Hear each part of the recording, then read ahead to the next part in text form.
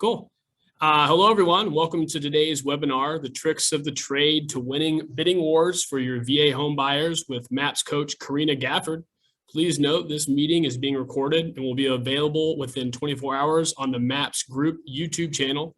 You may access the YouTube channel from your Zoom confirmation email, and we will share the link in the chat momentarily. Currently, everyone is on mute. We do value group participation, so we ask that if you have any questions for your coach, please type them into the chat box located in the taskbar at the bottom of your screen. Your questions will be addressed by your coach throughout your webinar. Following the meeting, if you have any question about today's call or coaching programs in general, please email us at fasttrack, FASTTRACK @kw.com. That's all for me. Karina, take it away. Thank you, sir. I appreciate it. Well, good afternoon, everybody. My name is Karina Gafford. Oh, Siri says sure thing. And I have been part of the Keller Williams Military Task Force, which is the Keller Williams New Military Initiative to help better serve the military community, and specifically help better serve those who are transitioning into careers in to work with military clients, so active duty veterans and military spouses as well. And doing my slides are working. I am down here in sunny San Antonio, Texas. And before we get started, I wanted to start with one of my favorite things, which is a little bit of lead generation. So what I would really love for you guys to do is to hop on over to the group participants. Graham, they can see the participants, correct? I'm not sure if you're still here, Graham. Yeah. Thank you. Yeah. So what I would love for you guys to do is to go over, find your names, and then if you hover over your name, you should be able to see where to rename yourself. Put next to your name the city where you're located. It's one of the awesome parts about working with the military community, and we'll dive further into this, is that we get to help military clients move here, there, and everywhere, all around the country. So I will hop over. I think I can show you how to do that. If you can see on my screen, I'm going to rename myself Karina Gafford, San Antonio, Texas, and I see that a whole bunch of y'all have done that as well. Thank you, thank you. Now, what I would love and appreciate y'all doing next is going through and finding 2 people that you'll connect with who are in different cities than yours after this class.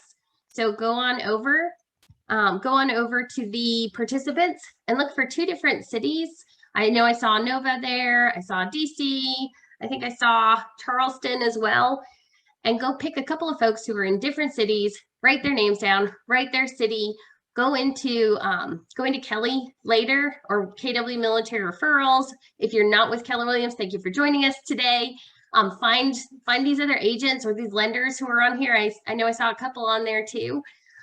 Who find them on Facebook, connect with them later, because those can be your awesome referral partners for working with the military community in the future. And if you don't know much about referrals, I would love to share a little more about that with you guys here in a couple of weeks. We're going to have another class on how to build your referral network, and I'll share a little bit of the secrets of how we've built a referral network, and we're closing over a couple hundred outbound referrals this year alone. So without further ado, let's play a game, because I love to have fun. So don't worry, you know this game already. You're a realtor, you have a buyer. Your buyer has found the house. They want to buy it. Woohoo! Let's write up an offer. And as you know, the topic for today, we're going to look at how to win deals for your VA buyers. So next up, you submit the offer. Super exciting. Clients are excited. You're excited. And then you wait. And I know that if you were selling real estate in the last couple of years, you waited and you waited and you waited. And then you get the email. Dear buyer agent, thank you for your offer. This is a courtesy notice to inform you that we've received multiple offers on 123 ABC Street. Please submit your highest and best by tomorrow at 5 p.m. Sincerely, listing agent. All right. And this, I didn't tell you guys the rules of the game. This is an honesty game. And I know you guys are all on mute, and so it's really hard to participate. And being here on the other side, I love participation. I love to be able to chat and to talk to folks. So what I would really appreciate you guys doing is hopping over into the chat and sharing who feels like this guy when you get that email. And so I have the fabulous Darla from our team is here in the Zoom with us, and she's going to pick at random from the chat someone who can admit that they feel like this guy when they get that email. So go ahead and type me in the chat if you feel like this guy when your buyers are competing on multiple offers. Darla's going to pick someone at random and send them a Starbucks card later. And I know we could all use a little bit of caffeine on the week back after Thanksgiving and heading into the holidays here. So this guy looks pretty stressed out, right? And sometimes, and why I wanted to put this up front is because sometimes it's just good to know that you're not alone in being stressed out and finding that you have to tell your buyer that you're competing against another offer. Those are hard questions or hard conversations to have. And it's even worse if this isn't the first time that this has happened with said buyer. And for many folks over this last year, their clients competed on 10, 12, even 15 properties before either securing one or just dropping out of the home buying market altogether. So I've got another Starbucks card for whoever has the highest personal record. I mean, that is a special award right there for somebody who submitted the most offers for one client on a VA deal. And so I'd love to see, let me see if I can pull up it's an honesty game for sure. Yes, it is. I'd love to hear your personal record because I know that this has been especially hard for folks, especially those working with military last year. When military clients are moving, you guys know they're moving under duress for the most part. We had folks moving from Hawaii who told us that the military couldn't pick up their stuff and move. And having moved PCS 7 times when my husband was active duty, I know that's hard. The military is only able to pick us up and move us 1 out of the 7 times just because of logistics. And I can't even imagine what it was like to try to figure out how to get my stuff from Hawaii all the way back to the mainland and then buy a house competing in this market. So just anecdotally, of the VA buyer referrals that we oversaw our team sending out nationwide this past year, we saw an increase in almost 18% of folks reporting they changed their mind about buying after submitting a VA offer and not winning. So now imagine that you're that agent and you've gone out shopping for clients day in, day out, day in, day out, and you're submitting offer after offer and the rejection and you're stressed out. So what we want to look at is how can we help prevent that? Because it's not just us showing the clients, it's also the clients and our military clients. We heard so many stories of military folks who ended up moving in with their friends at their next duty station. So many more who are geo-batching. And if you're not familiar with that, being a geographical bachelor means the service member moves to the next duty station because they have to report in for work. Meanwhile, the family might stay back at home or they might move back to their family, and now they're separated potentially for the entire length of the duty station tour, which could be 2, 3, 4 years, just because they can't find a home. We heard so many more who moved to an RV park in their 5th wheel. And I know that there's so many military families still living in RV parks while they're waiting to find a home, or because they've dropped out of the buying in the pre-owned market, they're waiting for a home to be built. And that home that might have taken 5 months to build previously, I mean, you know that the turnaround time for DR Horton, Syntex, anything like that, now might be taking a year because they might still be waiting for lots to open. And then the lumber prices have shot up. It is hard to be a military buyer right now, more so than ever. So let's help them out by figuring out how we can help them win their multiple offers. So more coffee, because I have coffee on the brain today. So before we dive in here, let's brainstorm. What I'd love to know is what are some of the things that you do, or what are your best tricks in a multiple offer situation with your VA buyer? So I'd love to see them in the chat. And game rules have changed. So Darla's got 5 more Starbucks cards for you guys for whichever ideas she likes the most. I want to hear funny, if you've got something interesting, creative. You know, I saw some of the participants hopping in here. I know there's a lot of smart folks on this call. I would love to hear what's the most creative, interesting, innovative thing that you guys have done. And I know that your peers who are on this call too would really love to hear that. So I'm going to be quiet and give you guys 30 seconds to post something in the chat.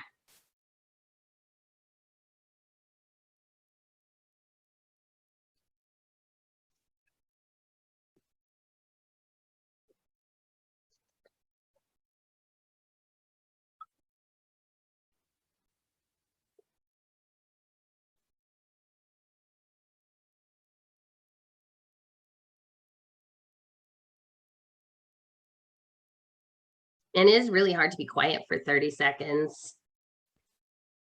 Escalation clauses, I like that. We don't have those here in Texas. I've heard those make it super competitive. Have lender called listing, yes. Text introductory videos, I've seen some great ones. Golden letters, acceleration clause. Do I get a special award for getting my most recent on the second of it? Yes. All right, Madison, you get a Starbucks card too. It's like Starbucks, I'm like Oprah today. Starbucks cards for everybody, Darla. Please find Madison in there because on second offer, that is solid right there. Thank you guys for taking the time to share, because I know that if you've shared something, there's somebody else on this call who is really going to benefit from hearing y'all's ideas. And what I really hope is that you'll take away some good stuff here to help your military clients later. To do that, it's good to look at it from the perspective of the listing agent too. So if you're a newer agent, you haven't had a listing yet, you haven't navigated a multiple offer situation, which always sounds weird saying multiple offer situation, sounds like a medical thing.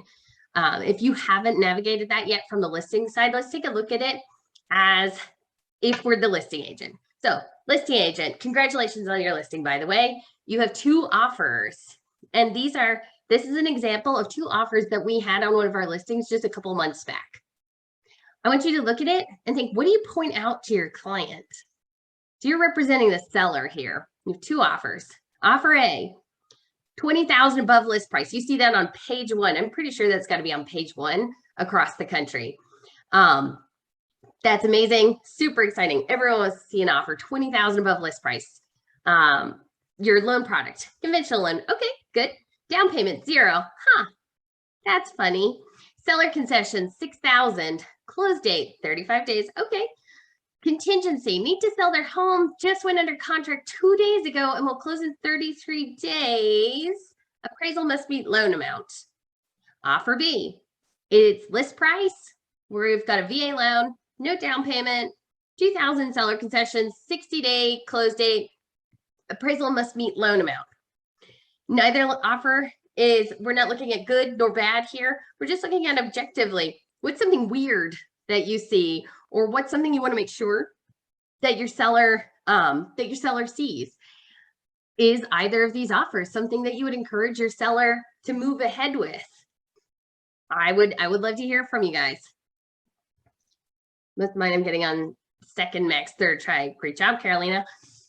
So one of the first things that we saw when we saw these offers was down payment of 0 on a conventional loan. Well, that's kind of funky. I don't know where you're getting those loans. Maybe you do have a magical loan product for a conventional, and it's some unicorn of a deal where maybe it's a special teacher product or doctor loan product or some in-house product, but something looks a little off there. And in this particular case, it was a typo.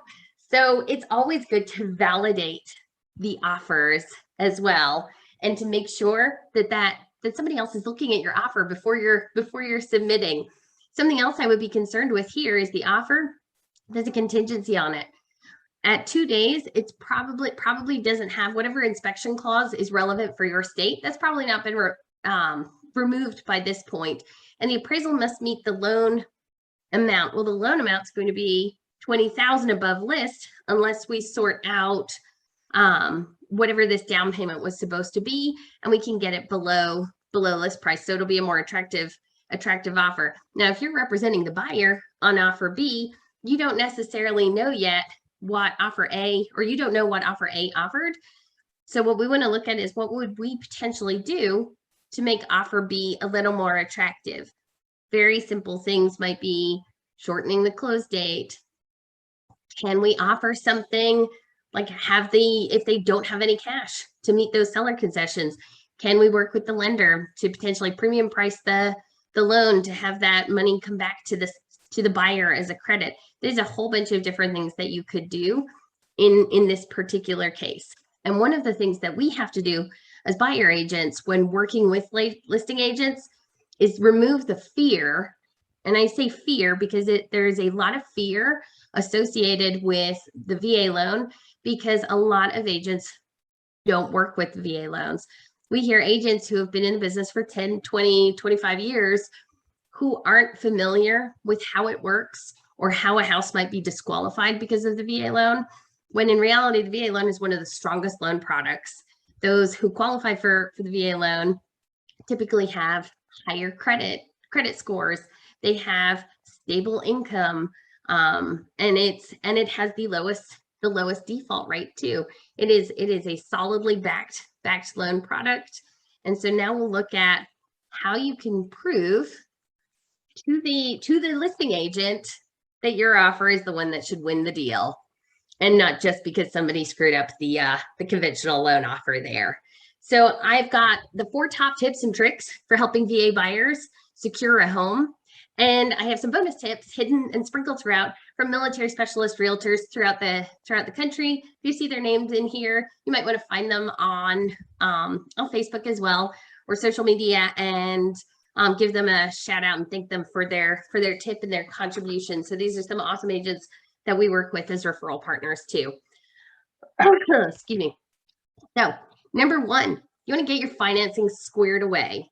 You want to minimize the surprise, both for you and the sellers. So let's see what that means. The first thing you want to do is introduce your client to a reputable lender. Well, what does a reputable lender look like? It's someone who has great reviews, personal recommendations, not just fan clubs. And yes, if you've been in any of the realtor referral groups, there are fan clubs for realtors. There's the exact same for lenders as well. So we want to make sure that we're getting personal recommendations from other military specialist realtors. Does this person, have the chops they need to get a VA deal closed? What's their percentage of VA closings? Do they do this all the time? Are they going to be able to navigate some of the nuances of the VA loan? Are they going to be able to help, close on a bonus VA loan if the person already has one in place? What is their track record of success with VA loans? Ask the lender this information. Are they available and accessible? There is nothing more frustrating than going house hunting on a Saturday, wanting to submit. You need a pre-approval letter and you can't get in contact with the lender until Monday. And you call and you email, nobody responds. In order to get your client a pre-approval letter that's updated, maybe you have to go to another lender, and you know that first lender come lunchtime on Monday is calling you asking, why did you send the client to another lender? Well, man, I need somebody. So available and accessible. Ask, make sure that lender, you have someone to get a hold of them on the weekends or in the evenings as needed. Charming and competent phone demeanor. All right, this probably sounds a little silly, but when you introduce your client, this person's representing you. They're excuse me. They are a reflection of you to the client. They're also, as we'll get into, they'll be speaking with the listing agent as a third-party validation of your offer and the buyer. People want to work with someone who's charming. How charming is your lender? And you want someone who has 0 to minimal lender fees. The lower those are, or ideally there's none, the less that you have to negotiate for when it comes time to negotiating for any seller concessions. And in the seller's market, that became super evident this last year. No origination fees for VA loan. So up to 1% of the loan amount could be charged as an origination fee. Ask the lender, do you charge this? Many who work with VA loans do. So ask them, do you charge it? And would you be willing to waive it? And then bonus points, do they provide VA loan education for realtors to help you grow as well? Because not only will it help you grow, it's also additional validation of confidence in their own competence too. Are they willing to teach it? And so another part of that is getting pre-approved. So I'm going to break it down here. We have pre-qualifications and we have conditionally approved. In a pre-qualification, they might have pulled credit. They might have completed a loan app. They might have disclosed income, might have spoken with the lender. That letter that you get of a pre-qualification of $400,000 from your buyer, they might have just gone onto a website with a calculator that spits out a little PDF at the end that says you are pre-qualified for $400,000. So the key word on a pre-qualification is might have. You don't want to go shopping for a house on a might have, because you might have just spent your Saturday on the sofa watching Netflix with your family instead. So because that person might have not been able to buy a house. Conditionally approved, the lender's seen your client financially naked, hence my little guy over here in the corner to make my point. You know where the negotiating skeletons are. You still need to call, even if the letter says conditionally approved, you still need to call the lender and verbally verify so that you hear what those skeletons are. What am I actually working with? What's going to come up over the course of the transaction? You want to make sure that you understand your left and right parameters and what is the client actually sharing with you versus, versus what's on the letter. And then ask if the lender has seen the client's orders, if they're PCSing. And I share this because I learned this the hard way during one of my first transactions, because the lender didn't work with that many VA loans that often, and somehow it slid past underwriting as well, that though the person had an email that said they might be moving to San Antonio, they actually ended up moving to Georgia. And when I called the lender 2 days before closing, they said, no, we hadn't seen any orders. I didn't know that we had to. So that was a fun thing. So always verify, just in case, especially if it's a new lender that you've never worked with before, or an unconditional job letter. So one of the biggest things that we're seeing now with military clients who are, they might have had a great career, they're now getting out, they're retiring, and they want to buy a house. Well, you need to be able to show that you have income coming in if your retirement amount is not going to cover, or if you don't have your official retirement amount yet. So buying a home in that transition year can be very challenging. So to sum up, pre-qualifications can go home shopping. Conditional approvals can go home buying. So you need to ask yourself, do I want to go shopping or buying? We like to buy houses. Tip number 2, setting expectations. Just because they're conditionally approved for $300,000 does not mean that we're looking at $300,000 homes. So you want to set a price conscious house search for the client. So one of the things we recommend is have the discussion with your client about a comfort price point. So they might have a pre-qualification for $300,000. Doesn't necessarily mean they're comfortable with that. And then have the exact same discussion with the lender too, so that you know what exactly you're working with. So remember, the lender is seeing your client financially naked. And while your client may say that they're okay with spending a little above budget and they've got some cash, there's a whole bunch of assumptions there that you could make. And that the client may be ashamed that they don't have as much money in savings as they may want to. So people have all sorts of crazy feelings about money, and shame can be a very large component. Alternatively, you may have a super saver who's wary about sharing how much money they have. You may also have someone like one of my clients a couple of years ago who said, I've got this whole bunch in savings, I'm good to go. We're great. He had $10,000, but he was buying a $450,000 house. And then you might have another who feels like they don't have that much. We had a client who they were really anxious about buying. They didn't think they had that much money. They had $100,000 as a down payment for their $250,000 house purchase. Sorry, I'm getting over a respiratory infection. So super Dave Ramseyites, mad respect there for those guys. But affordability means something different to everyone. So to one, that 100,000 might be a great 10% down payment on $1 million home. To another, 20% down payment on a $500,000 home. And to those folks, it was a 40% down payment on their $200,000 home. So when you're looking at what price to search for to help your VA buyers, if their VA loan says 300,000 and you're in a seller's market, start that house search at 10% below pre-qualification. So set it for about 270 max to help set their expectations, because that $270,000 home now might actually be 300,000 when they're competing on a multiple offer. So expectation management is just key and critical here. If it's less hot of a seller's market, and I know some of y'all might be in markets where, like Austin, where 100,000 over is pretty normal. And I know that's not the case for the whole country. So you want to adjust this for your particular market. But as general rules with them, if it's not as hot, 5% below pre-qualification, and warn the buyer. And then if you actually set it for pre-qual amount, you might like to live dangerously. It could be that some magical fairy godmother does show up at the last minute with cash for them. And that's kind of the parameters that we're working with here. That would just give me the shivers to search for. You also want to look for homes then that will qualify for a VA loan as part of that setting expectations.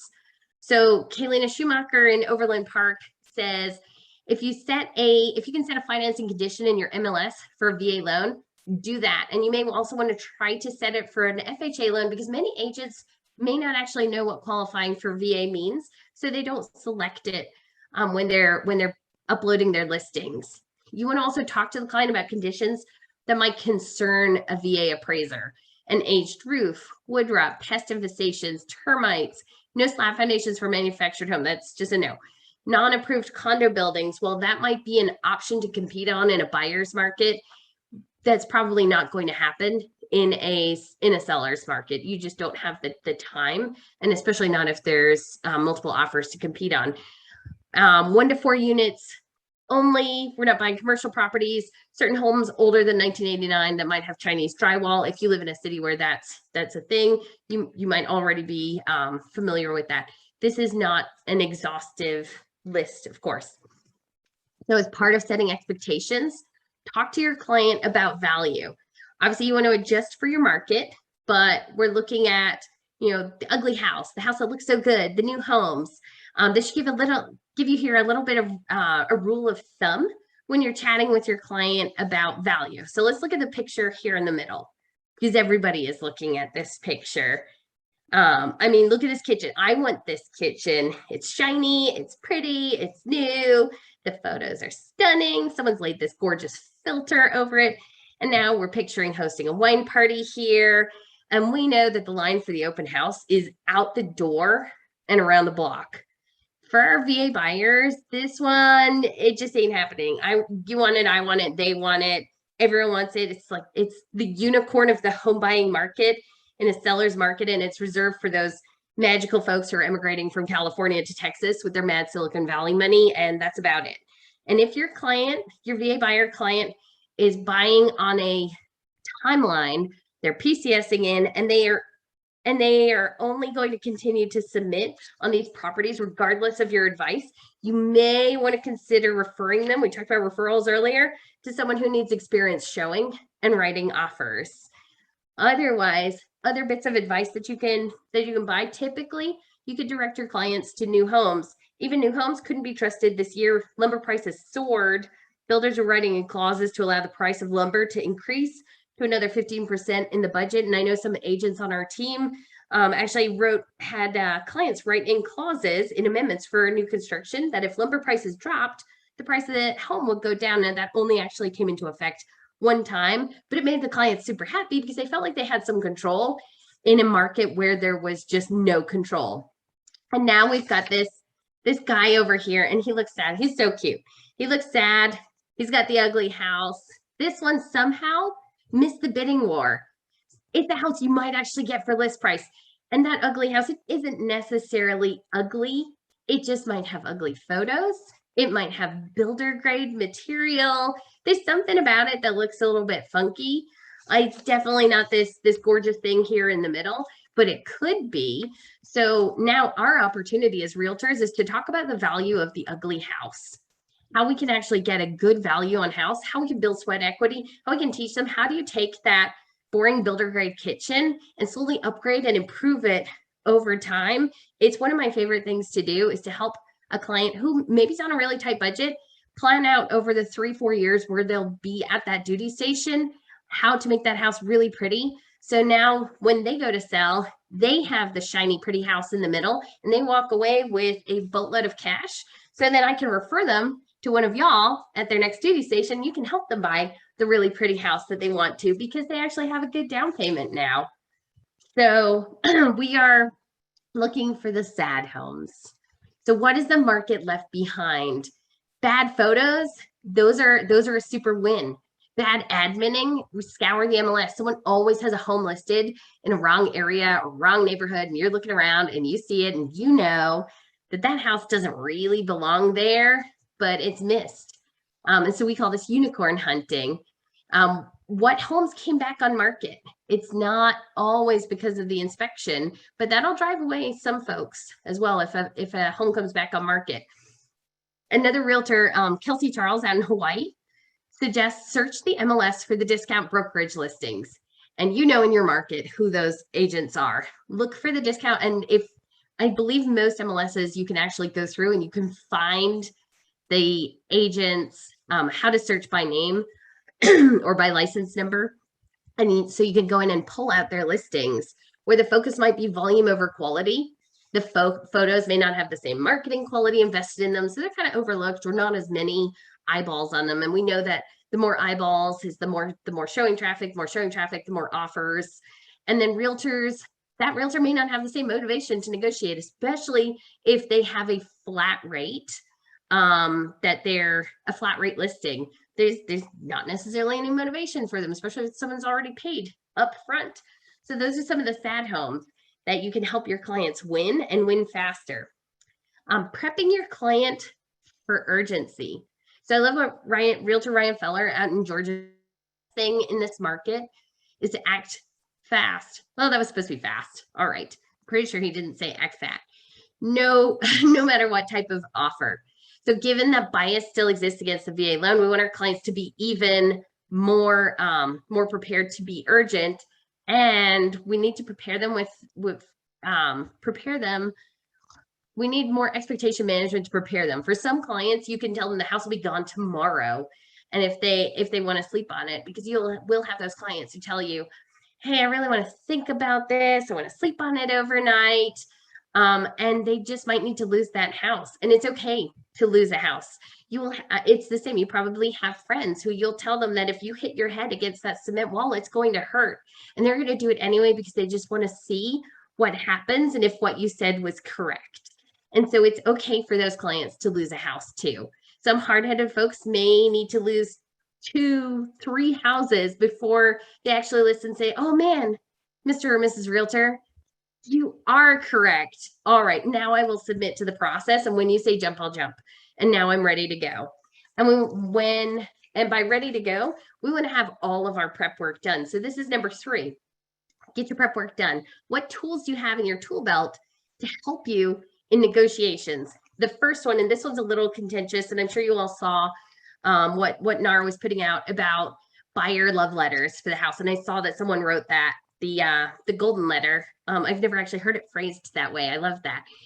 So prep your client to write a house love letter as a buyer agent, to make sure that we want to make sure that we are not influencing that letter. We can't tell them exactly what to say. You also can't ensure that the letter gets to the seller, because not every listing agent will present them because they are concerned about Fair Housing Act violations.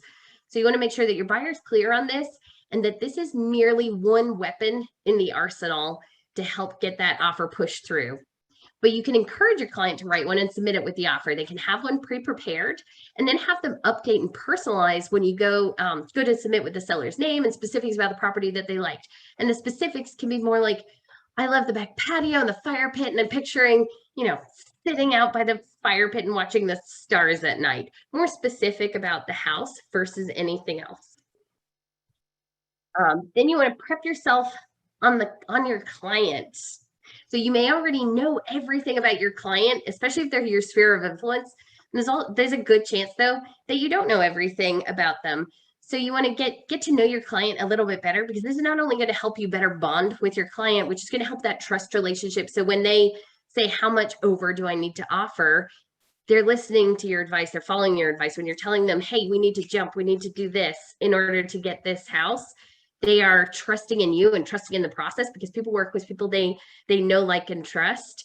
And if you guys have taken bold and you've practiced forward, so understanding like family, occupation, recreation, dreams, and if you haven't taken bold, definitely take it. It's an amazing class. You are learning the skills in how to create, how to ask more questions with your clients, so that you're listening to them and you're learning more about them. Everyone wants to work with someone who asks them more questions about themselves and wants to listen and wants to learn more about them. So what additional information can you arm yourself with where you may be able to find that common ground between your client and the listing agent, or your client and the seller? So, for instance, have you ever had a client win a house because they went to the same alma mater? We have. Weird, but whatever, it worked. And then, so other things that you might want to learn about your client, especially if you're looking for homes near a military installation, chances are the seller has some relationship to the military. So, did they serve in combat? What branch of service are they in? Where did they grow up? What hobbies do they have? Where can you find that kind of commonality, so that, because you never know when it might come up. Prep your lender. Let your lender know when you're going house hunting. If you're going house hunting tomorrow, message your lender, let them know to be prepared. Send your lender the list of the listing agents for the houses that you're looking at. Does he or she know any of them personally? Do they have a good relationship with them? Is there any other way that you can help leverage those relationships? Because again, people work with people they know, like, and trust, that you can help them build that relationship, especially if you don't know any of the listing agents. Do they know a lender in their office who knows the agents, who can either provide guidance for negotiation or can call them and help sell them on the merits of your client? Let them know that you'll need them to personally call the listing agent, and that you'll share the listing agent's info once you have the house selected. And I saw a couple of folks mention that in the chat, and I love that. And having sold quite a number of listings this year, I can tell you we get one call on every 5 or 6 listings from a lender, and that's it, ever. And that doesn't matter, multiple offers, nothing. If you take that extra step, an extra initiative, that makes such a huge difference. Prep the listing agent too. Text the listing agents for the houses your client's going to view that next day, and ask if they have any offers yet. So you might have 4 houses that you're looking at for your client. Text them that your client's super interested. Ask them to please let you know if you do get an offer, so that your client can also have an offer to submit. And, and if those statements are not accurate and your client isn't super interested and the house isn't likely a fit, then why are you going looking at it? So we already talked about home shopping versus home buying. This just, why take the time? Why take the opportunity when you can go and look at something else that they might like instead? And then this last one may sound really silly, but always add your name and your brokerage to your text. We get quite a number of texts through our office line that say, hey, do you have any offers? And now I'm playing 20 questions. Hi, are you looking to buy a house? Are you a realtor? What's your name? Who are you with? What property are you talking about? And so you want to show that you are the consummate professional, that you are super communicative. So, hey, do you have any offers on 123 ABC Street? My client's super interested. We're going shopping or going looking at it tomorrow. They are conditionally approved. We've got an amazing lender, Karina Gafford, Keller Williams, City View, San Antonio. And so now you're showing that you are engaged, and you've shared your communication or you've shared your contact information with them, so they're not guessing. And then you want to prep your resume. Now, you might have thought that you may never need a resume ever again when you got into real estate, but this one has been so helpful for our team. So you want to know, you want the listing agent to know why they should trust you. What is your business experience? What's your ratio of clients under contract to clients closed? So this is not a traditional resume. Make a one-page document that shows why that person should trust you, why they should work with you. What else do you have that will make that agent want to find a way to work with you? Because again, people work with people they know, like, and trust. If you are selling homes by a military base and you have a relationship with the military, go ahead and put that on your resume too. And shameless plug for our upcoming class here in January. If you were a graduate of Building a Sustainable Military Business with Keller Williams, go ahead and put that on too. So if you don't have a lot of experience yet, what experience can you leverage? Are you on a team? Use your team's information. Do you have a mentor at your brokerage? What's your brokerage's information? Obviously, you don't want to pass that off as your own, but how can you say this is what we do? This is our work. Do you have a business coach? What else gives you that third party validation as well? What shows you your business chops and credibility? And finally, number 4, get super engaged in the process. You, the lender, the listing agent, are about to become BFFs. I don't actually know if that's slang anymore. The closer I get to 40, the more I realize I should really stop using any slang. Call the agent immediately. So as soon as your client even ushers a breath that they're considering an offer, so that if they're in the kitchen and one of them said, oh man, I can just picture preparing Thanksgiving dinner here. And then the other looks and says, yes, and I can picture our future children out there frolicking in the meadow. That is a potential offer right there. So send them out to go picture, sit on the rocking chairs on the patio, picture the meadow or whatever it is they want to picture, and call the listing agent right away. You want to speak, you want to get that voice to voice with the listing agent. And again, everyone wants to do this. And so if you actually do it, be that difference, take that extra step. It's a 2-minute call. If that, a text will not cut it here, because a message sent is not a message received. And I really should have highlighted that in yellow, because sending a text saying, hey, we like your property, we might submit an offer, you don't know that the agent actually saw it, and they might be busy negotiating an offer on it right now. You don't know that there's multiple offers or that the deadline is 5 o'clock yet, or whatever it is. You want to confirm if there's any offers, communicate your likely intent to submit, and you just need to review numbers with your client. Then you want to run your market analysis. And again, this may sound silly, but hear me out. Look at the closest 3 sold comps that have a similar price per square foot and save them, because you may need this for an appraiser. And you're looking for VA loans, you're looking specifically at sold comps because they cannot use active or pending. And we're looking more so at per square foot pricing versus anything else. If you've sold a lot of VA loans, you're already familiar with this. If you have not, and I know that there are probably like so many folks on this call who are super familiar with this, but again, I want to make sure that anybody who is less familiar with VA loans, that you are looking at those sold comps and the price per square foot, especially if you work typically with conventional or any other loan product, because that is what the VA appraiser cares about. We'll go more in depth into this in the class if you do take that in January. But if you take nothing else away, please do this. And then check tax records to see what the seller owes. Can they afford to sell? And again, it may sound silly, but all lessons learned, we want to check and see what did they buy the house for?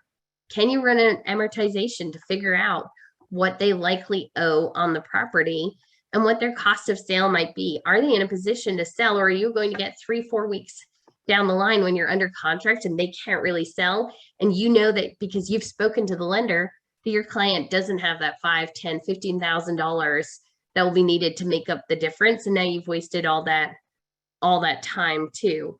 So once you've seen the numbers, now you want to look at, does the house still make sense for the buyer financially? and then review that with the lender. And this might sound like a lot, but all this can take place in about 20, 30 minutes. Then you're sending the offer. Woo! CC the lender when you send the offer, because it just loops them back in again. Because remember, the lender, they're now seeing, that listing agent is seeing the lender's information again and again. They've called, they've spoken with them. You want to have the offer itself go in, the letter from the buyer, your resume, the conditional approval letter.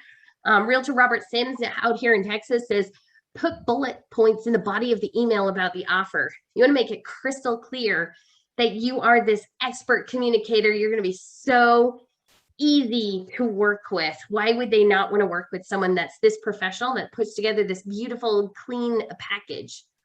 Then you want to communicate the offer. We are over communicating here. You're calling, you're getting verbal confirmation of receipt of the offer. And you want to ask for a response, ETA, so that you know, when should I expect to follow up? Then you have the lender call, confirm with the lender that they called, then call the listing agent to confirm the lender called, because that's another opportunity for a touch point there. Hey, yes, I'm so glad you got to talk with her. Isn't she amazing? Great. So additional validation, reaffirm that your client is highly qualified and is not going to be looking for any additional repairs or credits, because that is something that can concern an agent, particularly, again, one who doesn't work with a lot of VA buyers. You expect a smooth closing. For bonus points, send cookies to the seller. Now, if you're here in San Antonio, you can close your ears at this point, because this is what we do. But, and for anywhere else in the country, if you have a service nearby that will send or deliver cookies or a treat or something else that's super sweet to your seller, do that. It costs us about $25 per client to send over a dozen warm baked cookies to the seller. And so we're sending over the offer. The lender is communicating. We're showing that we're good communicators. We've got this beautiful package put together with a resume and a letter to the buyer or to the seller. And now we're sending over cookies as well. Who would not want to work with you and find a way to help you win that offer? So I would love to hear, what is one thing that we ran through quite a whole bunch of stuff here. What's one thing that you might implement as a result of the things we reviewed today, or something you might have seen in the chat? Monica, I always call instead of a text as initial contact. I love that. Anybody else?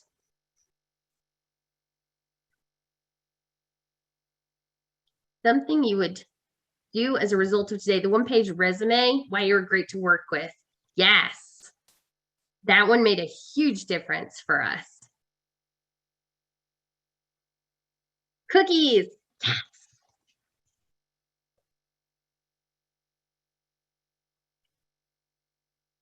Well, I hope that you guys took some value from today.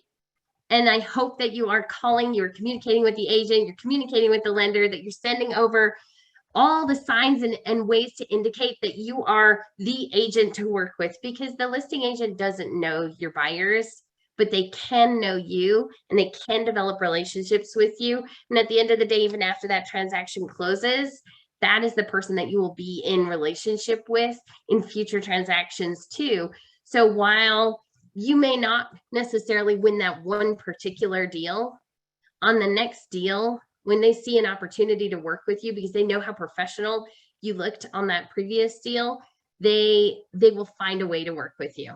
So if you want to take it from here and you're wondering what you can learn next, and you are just tuning in to the new Keller Williams Military Training and Education Program, we have our very first class coming up here in January, Building a Sustainable Military Business. It's 12 sessions, 1 hour a week. 1 in every 5 home buyers are military. That's 20% of the home buying market. It's huge. So the class walks you through an actionable plan to build the military arm of any real estate industry business. So if you have a team, how do you build on a military arm onto your team authentically and serve military clients at the highest possible level? The next class will be 30, 60, 90 to success. And this will be how to take your business to the next level. That'll be launched later in 2022. And as always, there's breakthrough and mastery coaching. Coach Dina Watson out of Fayetteville, North Carolina is leading the Keller Williams Military Mastery Coaching section there. Breakthrough coaching is 2 times a month. Mastery coaching is 4 times a month. And as Graham mentioned at the very beginning of this class, if you have any questions about that, you can always email MAPS directly, or you're welcome to email me as well. It's Karina@millhousingnetwork.com. Again, I'm here in San Antonio. I'm happy to answer any questions for you guys. I hope that you found the information valuable today, and I would love to hear about your success in helping close those VA deals for our military clients across the country. Graham, I will send it back over to you. Yeah, thanks, Karina. That was great. The only outstanding question I saw from earlier was from Madison. If you have, I don't know if you can scroll up to that one.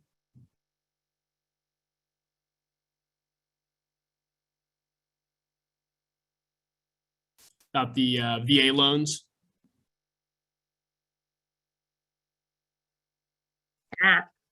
Where is this question? Most of my VA clients only want to work with Navy, Federal, or U.S. Oh, great question. Okay, so Madison, we've encountered that one so many times. Whenever we hear that, we encourage the clients to look up their reviews. And so we say, hey, you know, I understand that you want to work with Navy, Federal, or USAA. And I personally share, hey, we do our banking with USAA. We've been USAA members for well over a decade. What I would encourage you to do is look at their online reviews. USAA does outsource some of their lending programs, and so you might want to take a look at that. And then once they look at the reviews, they're getting the information from somebody else that isn't necessarily you, and that's usually the easiest way to encourage them. The other part is, hey, one of our concerns with Navy Fed is going back to accessibility of the lender, and sharing, hey, have you spoken to the lender about how we'll be able to reach him on the evenings or weekends? Do you have a personal cell phone information? One of my concerns for you is that if we find that perfect house on Saturday afternoon and we can't get in touch with your lender until Monday morning, how will that impact your ability to buy the home, especially if the seller wants to be able to reach your if they want to be able to reach your lender. So the accessibility and having them go back to the lenders and ask those questions, because USAA, they can ask the exact same question to their USAA lender, and then asking them the question, hey, are they charging you an origination point? I know Navy Federal does not. I've seen and I haven't seen a pre-approval from USAA in actually quite a while. But I know that for many of the clients, they were charging an origination point on there too. So accessibility, and then reading the reviews are 2 key ways. Awesome. Yeah, thanks. And Madison, if you ever encounter any other objections for it, I'm happy to objection script train with you.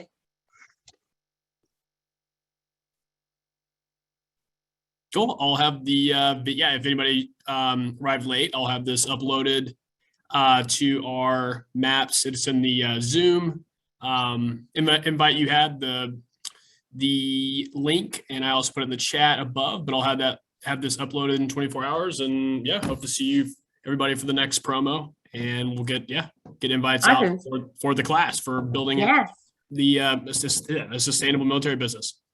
Thank you, Graham. And don't forget, take those 2 folks that you found at the beginning of the class, go find them on social media.